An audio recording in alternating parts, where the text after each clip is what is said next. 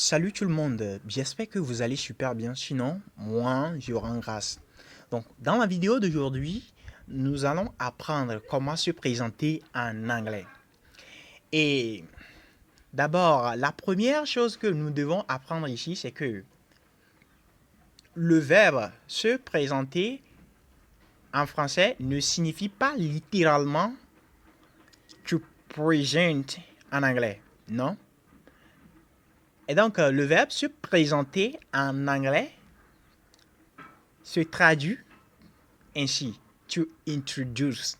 To introduce. C'est pas to introduce. Ça là, c'est l'accent ghanéen et c'est pas du tout bien. C'est to introduce. Introduce. To introduce.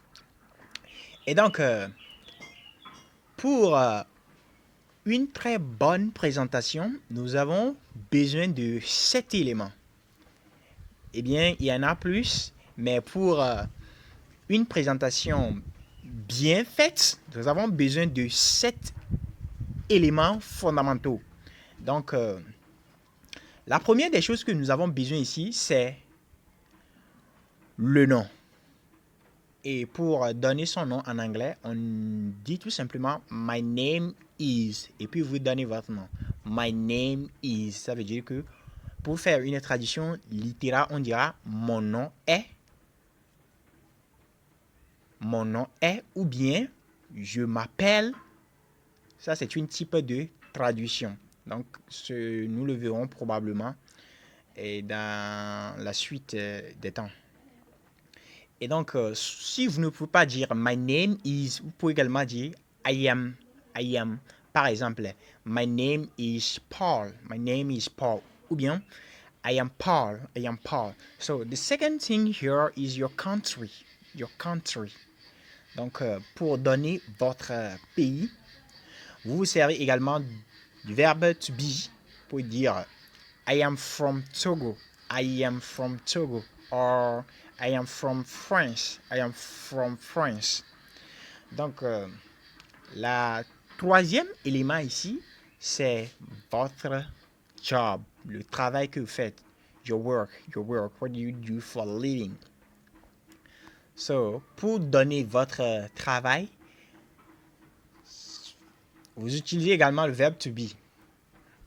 Donc, une petite parenthèse, dans la présentation, on utilise souvent le verbe to be. Donc, pour donner votre travail, vous dites I am, et puis vous donnez votre profession. I am teacher. I am teacher. I am teacher. Ou bien, I work as teacher. I work as teacher. I work as teacher. So, the fourth thing here is your age. Is your age. So, vous utilisez également le verbe to be pour donner votre âge.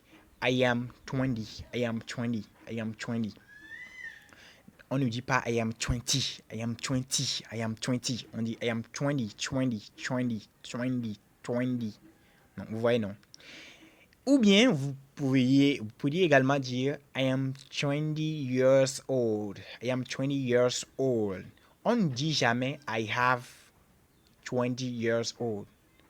On n'utilise jamais le verbe to have pour donner son âge. Parce qu'en français, on dit, si tu dis j'ai 20 ans, pour le dire en anglais, tu diras I am 20 years old ou bien I am 20. Donc, si vous ne savez pas faire, si vous voulez faire une traduction littérale, vous allez erroner les choses. Donc, pour donner son âge, on utilise toujours le verbe to be. Donc, la cinquième des choses que nous avons besoin ici, c'est vos hobbies, c'est-à-dire vos divertissements, vos loisirs. Et donc, pour donner son loisir, on se sert du verbe to enjoy, to enjoy, to enjoy. Donc, après le verbe to enjoy, le verbe qui vient se met forcément à la forme gérondie, c'est-à-dire on met forcément ing après avoir utilisé un verbe. après avoir utilisé un verbe comme le verbe to enjoy, il y a également le verbe to stop. Raison pour laquelle on disait sur les bancs d'école stop talking, stop talking, stop talking. Donc c'est également la même chose ici. Donc pour donner ses lobbies, on pourrait dire par exemple I enjoy reading books. I enjoy reading books. J'aime lire des livres. Un autre exemple, I enjoy playing football. I enjoy playing football. Vous voyez, non? Et la sixième des choses que nous avons besoin ici, c'est de parler de votre famille un tout petit peu. Et sibling here means vos frères et sœurs.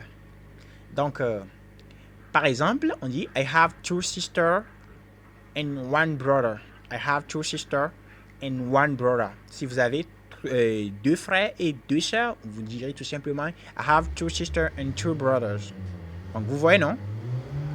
Et la septième des choses pour terminer, une bonne présentation en anglais ici, c'est votre situation matrimoniale. Votre situation matrimoniale. Et votre situation matrimoniale en anglais, c'est your marital stature. Your marital stature. Et donc, quand durant une interview, on vous demande What is your marital stature? Sachez tout simplement qu'on vous demande votre situation matrimoniale.